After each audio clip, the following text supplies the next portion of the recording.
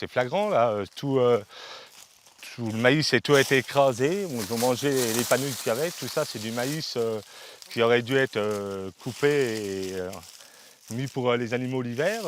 Thierry Buisson constate les dégâts causés par une horde de sangliers passés il y a quelques jours sur ses terres. Un phénomène de plus en plus fréquent et contre lequel il n'arrive pas à lutter.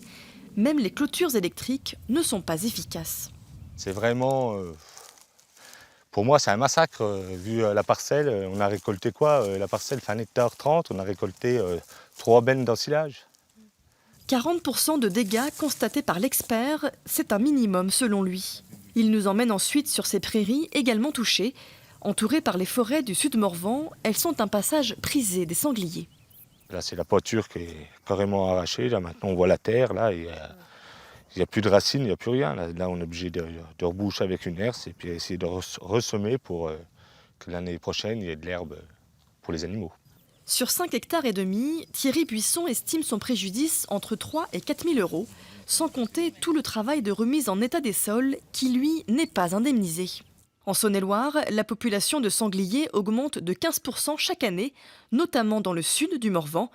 Un phénomène constaté par cet éleveur de Charbonnat. Il a installé des caméras sur ses terres il y a quelques mois.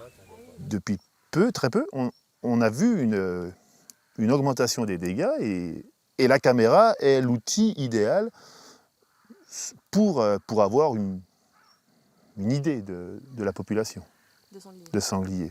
Chaque éleveur dispose d'un droit de tuer le sanglier à raison de 30 euros par tête, mais uniquement les samedis, dimanches et mercredis. Pas suffisant pour enrayer le phénomène selon eux. Le président de la Fédération de chasse de Saône-et-Loire leur répond. De plus en plus, aujourd'hui, d'agriculteurs ne sont plus chasseurs. Nous, au contraire, on est prêts à les accueillir. Et même, éventuellement, on peut leur redonner le droit d'affût. Et on leur redonne le droit d'affût, on ne paye plus les dégâts. Nous, s'il faut se mettre autour d'une table et discuter avec eux, on est prêt à discuter avec eux. L'année dernière, on a prélevé 6500 sangliers. On a fait une augmentation de plus de 30% du tableau. Donc je pense qu'on a joué le jeu. 8000 bracelets ont été donnés aux éleveurs pour leur permettre de tuer eux-mêmes les sangliers. Et une nouvelle mesure a été prise cette année.